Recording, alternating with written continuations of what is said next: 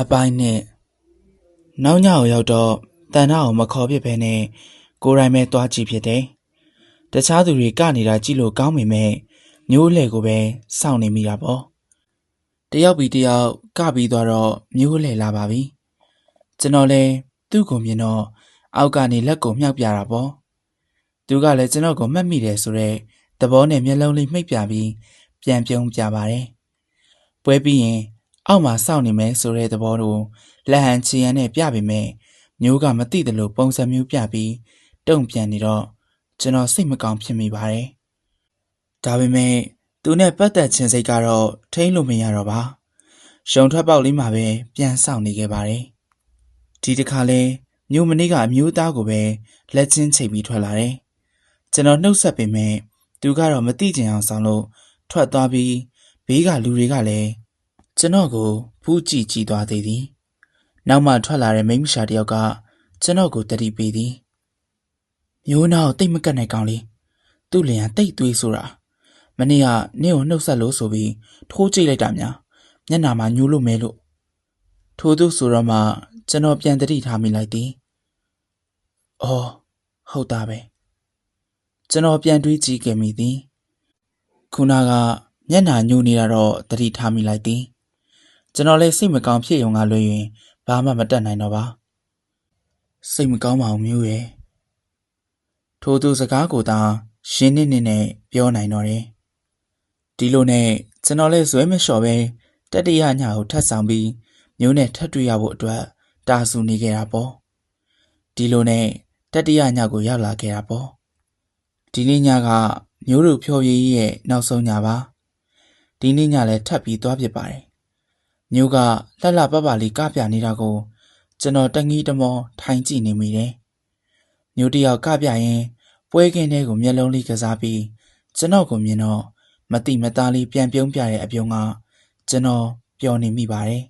။မနေ့ကလိုပဲရုံပြင်ကစောင့်မဲ့အကြောင်းလက်ဟန်ချင်ဟန်ပြလိုက်တော့မျိုးကနားလေဆိုတဲ့ပုံစံနဲ့ထိုအမူအရာကိုလှုပ်ပြပြန်တယ်။ဒီနေ့တော့မျိုးတယောက်တည်းပဲထွက်လာတာတွေ့လိုက်တယ်။ဘေးကလူကတော့မပါလို့ကျွန်တော်ပိုဝမ်းသာမိတာပေါ့ကျွန်တော်ဘက်ကတော့စနှုတ်ဆက်စရာမလိုပဲမျိုးကစနှုတ်ဆက်တယ်မောင်လေးစောင့်နေရကြပြီလားမကြသေးပါဘူးမကျွန်တော်ရဲ့အမလိုခေါ်တာလေးကိုသဘောကျသွားပုံပဲမင်းတော်ရဲ့မောင်လေးငါတို့ဘသူမှအဲ့လိုမခေါ်ကြဘူးကွထို့သူဆိုတော့မျိုးပြောချင်တဲ့သဘောတရားကိုတိတ်နားမလည်ခဲ့ပေမဲ့ကျွန်တော်စကားရောဖော်ရလိုက်ခဲ့တာပေါ့အမတို့ကဒီညနောက်ဆုံးမယ်နော်ဒါကြောင့်ကျွန်တော်ရအောင်လာတွေ့ရပါတကယ်လို့မတွေ့ဖြစ်ရင်ရောကျွန်တော်ကဖြစ်အောင်တွေ့မှာပါအမ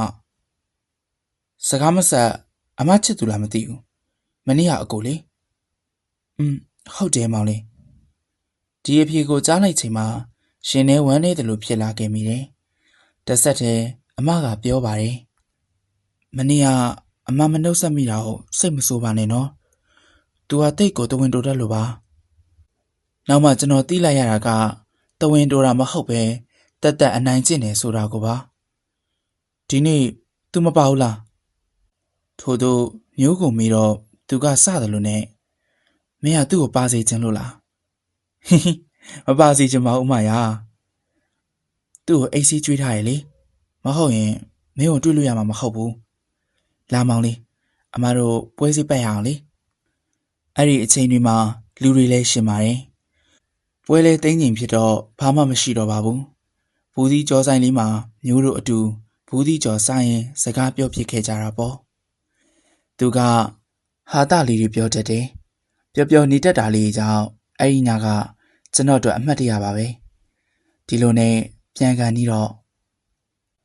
နောက်အမကိုကျွန်တော်တွေ့ချင်ဘယ်လိုဆက်သွယ်ရမလဲအမ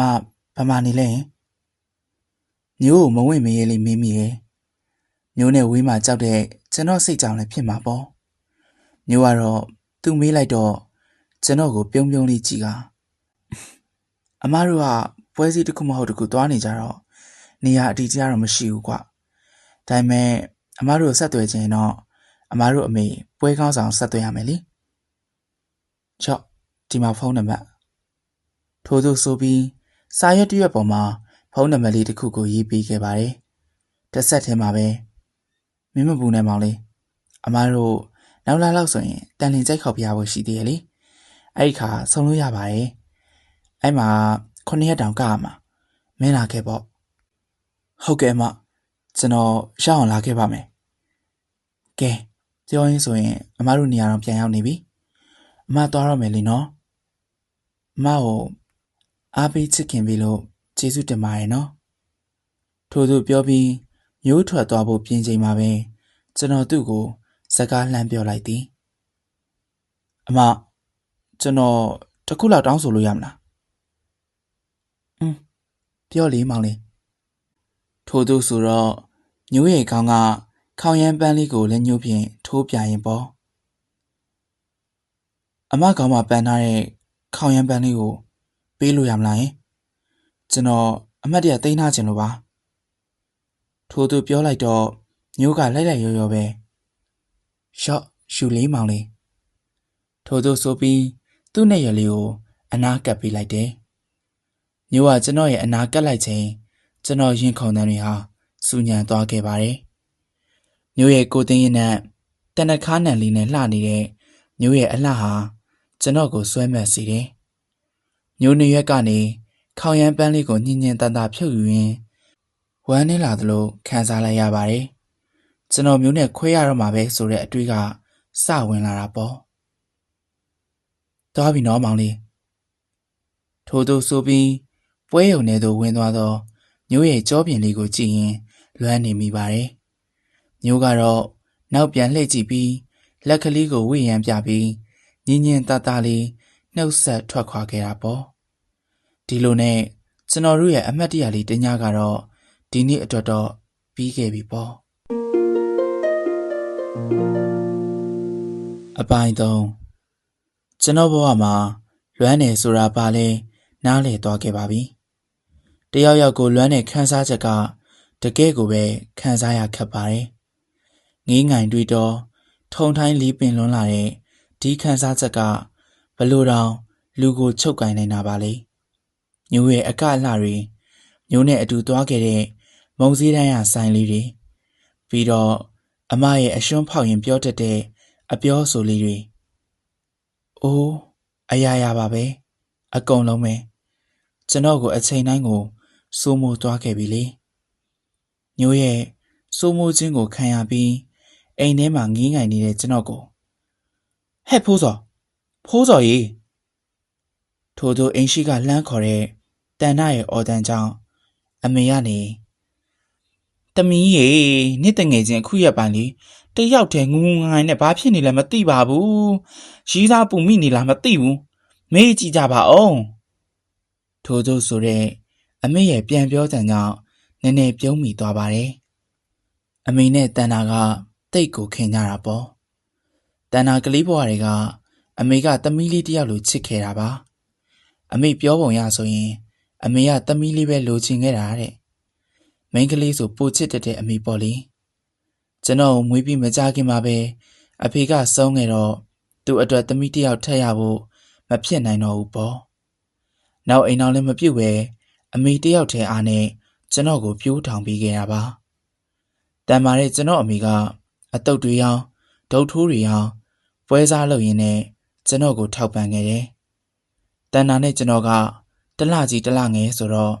သမီးမရှိတဲ့အမေအတွက်တန်နာဟာအမေသမီးလိုဖြစ်ခဲ့ပါတယ်တန်နာရဲ့အမေဟာနှုတ်မထွက်လို့အမေနှုတ်တိုက်ပြီးကြီးခဲ့တဲ့သူမို့အမေကသူ့ကိုဆိုတိတ်ကိုချစ်ရှာတာအန်တီရဲ့သူလာကြီးသားရှိမှာဘာကြီးသားမှမရှိဘူးရဲ့မသိပါဘူးဟဲ့အခုတလောငိုလိုက်ရီလိုက်နဲ့မူမမှန်ဘူးဒီကောင်ကတော့အမေအပြောကြောင့်ကျွန်တော်လည်းတခိုးလူမိသလိုရှက်ရှက်နဲ့မဟုတ်တာအမေဟာဒီအတိုင်းပဲပြင်းနေလို့ပါထို့သို့အမေကိုလိမ်မိလေခြင်းအမေကလည်းအမလီနင့်ကိုငါမွေးထားတာပါနင့်ကြည့်တာနဲ့တခုခုဖြစ်နေဆိုငါသိပါတယ်ဘာဖြစ်နေရလဲတာငါမသိတာတန်နာရေနည်းနည်းလောက်အေးအောက်ကြည့်ပါအောင်ဖြစ်တော့ပြောရင်အမေလည်းထွက်သွားတော့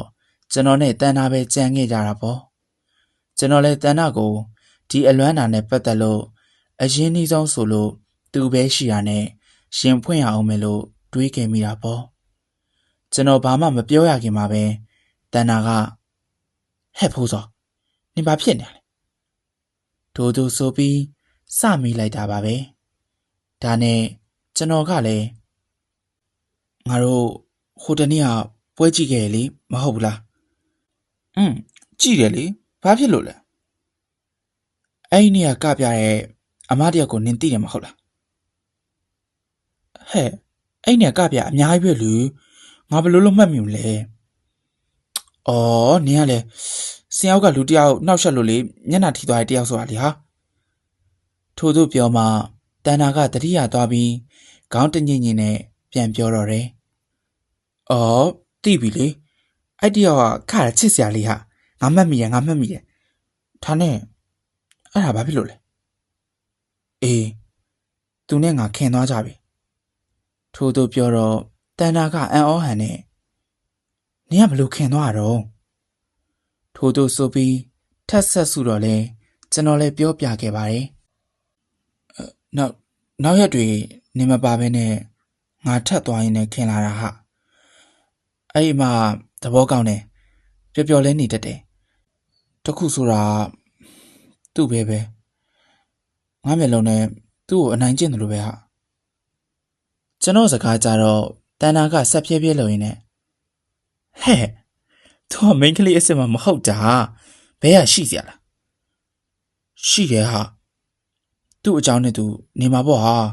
မိန်းကလေးအစ်စ်မဟုတ်ပေမဲ့လည်းသူကမိန်းကလေးလိုပဲနေရလေဘဲတော့ရှိနိုင်တာပေါ့အေးပါထားပါတော့ဒါနဲ့ तू ကဘာဖြစ်လို့လဲ तू ကဘာမှမဖြစ်ပါဘူးငါဖြစ်ချင်တာငါသူ့ကိုထပ်တွေ့ချင်တယ်ကျွန်တော်ရဲ့ထပ်တွေ့ချင်တယ်ဆိုတဲ့စကားကြတော့ရုတ်တရက်မတိမသားလေးပဲတန်နာတယောက်မျက်နှာတစ်ချက်ပြတ်သွားတယ်တကယ်ဆိုရင်တန်နာကလည်းကျွန်တော်ကိုတော်တော်ခင်တွေ့တာပါသူမဟုတ်တဲ့တခြားတယောက်ကိုသတိရနေတယ်ဆိုတာသိလိုက်ပြီးတော့အဲ့ဒီတယောက်ကလည်းမိန်းကလေးအစ်စ်တယောက်ဟုတ်မနေပြန်ဘူးဆိုတော့ရှင်နဲ့ဝမ်းနေသွားသလိုဖြစ်ပေမဲ့အိန္ဒြေမပြတ်ထင်းရင်ကျွန်တော်ကိုပြန်ပြောရှာပါတယ်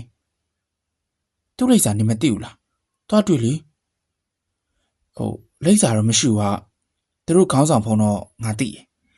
အဲ့ရနေတစင်းဆက်သွယ်ရမှာဟောအဲ့ဒါဆိုလဲဆက်ကြည့်လိုက်ပေါ့ဟာထို့သူဆိုတဲ့တဏ္ဍာပေးတဲ့အကြံကြောင့်အေးဟုတ်တာပဲနော်ကျွန်တော်ပြောသွားခဲ့ပါတယ်တဏ္ဍာကတော့ပြုံးပြုံးလေးနဲ့ကြည့်နေပေမဲ့အရင်ကလောက်သူ့အပြုံးတွေကအားမပါတာကိုတော့ကျွန်တော်သတိထားမိခဲ့ပါတယ်ထိုအရာကိုလည်းမသိချင်အောင်ဆောင်းလိုက်ပါတယ်နောက်နေ့မနေ့ရောက်တော့ PCO ဖုန်းဆိုင်ရှိကိုတွားပြီးဖုန်းဆက်ဖို့ပြင်တာပေါ့ကျွန်တော်ရှိမှလဲလူနှစ်ယောက်ရှိပြီးသားတော့အဲ့ဒီရှိကလူတွေကလည်းစကားပြောတာကြာချက်ဆိုတာမှအတော့ကိုကျွန်တော်အလဲစောင့်လိုက်ရတာပဲဒီလိုနဲ့ကျွန်တော်အလဲရောက်လာတော့စာရွက်ပါနံပါတ်လေးကိုကြည့်ရင်နံပါတ်တစ်ခုချင်းစီကိုနှိပ်လိုက်ပြီးဖုန်းဆက်လိုက်တာတော့တစ်ဖက်ကနေဟယ်လိုအမိန့်ရှိပါရှင်ထို့သူဆိုတဲ့အမျိုးသမီးတယောက်အတန်နဲ့ခက်ဆင်ဆင်အတန်တစ်ခုကိုကြားလိုက်ရပါတယ်ကျွန်တော်မိုးကြိုးငတ်ငယ်လေးများအဖွဲ့ကမျိုးsorry အဖွဲ့ခေါင်းဆောင်စောတီတာနဲ့စကားပြောချင်လို့ပါထို့သူဆိုတော့ဘေးခန့်စောတီတာတို့အဖွဲ့ကပြန်မရောက်သေးဘူးမောင်လေးပွဲသွားကကြတာကိုပြန်မရောက်သေးဘူးထင်ပါတယ်တကားတော့ပိတ်ထားတယ်အော်ဟုတ်သားပဲပွဲငှားဖို့ထင်တယ်ဘာသူလို့ပြောလိုက်ရမလဲရှားပါတယ်မကျွန်တော်နောက်မှပဲပြန်ဆက်သွယ်လိုက်ပါမယ်ထို့သူဆိုပြီးကျွန်တော်စိတ်ပြက်လက်ပြက်နဲ့ဖုံးချပစ်ခဲ့တာပေါ့ PCO ကအမကတိုင်မာကိုကြည့်ရင်မောင်လေး200ကျတယ်ဆိုတော့200ပေးပြီးတော့အဲ့ဒီ200ကပေးဆောင်းနေပဲထွက်ခဲ့တာပေါ့စိတ်ကတော့မကျေနပ်တယ်လို့ပဲအမနဲ့အဆက်အသွယ်မရတော့ရှင်နဲ့တမျိုးခံစားခဲ့ရပါတယ်တက္ကသိုလ်ပထမနှစ်တက်တဲ့18နှစ်အရွယ်ကျွန်တော်ဟာအချစ်တို့အလွမ်းတို့ဆိုတာဘာလဲကိုမသိတဲ့သူပါမိန်းကလေးဆိုလို့လေတန်နာကလွယ်ပြီးအသိမရှိခဲ့ပါဘူးအခုမှလွမ်းတက်နေမိခဲ့တာကိုကိုအံ့ဩနေမိပါတယ် စိတ်แท้ကိုလည်းခဏခဏပြန်မိဖြစ်ပါတယ်ငါလွမ်းနေတာမိန်းကလေးအစ်စ်မှမဟုတ်တာထို့သူဆိုပြီးကိုလည်းအံ့ဩနေမိပါတယ်ဒီနေ့တော့ထားလိုက်တော့နောက်ရက်တော့ဖြင့်နောက်တစ်ချိန်စူးစမ်းပြီးဖုံးဆက်ကြည့်လိုက်အောင်မယ်ထိုဆုံးဖြတ်နေရင်းနဲ့ပဲနောက်နေ့မှာဖုံးသွားခေါ်ကြည့်တော့တစ်ဖက်ကလူတစ်ယောက်ကမ်းပြီးဖုံးပိုင်ရှင်အမကအေးမောင်လေးခဏကင်တာနော်ထိုသူပြောရင်းသွားခေါ်ပြီးတယ်တင်ပါရဲ့ခဏနေတော့ဟယ်လိုထိုသူဆိုတဲ့အတန်နဲ့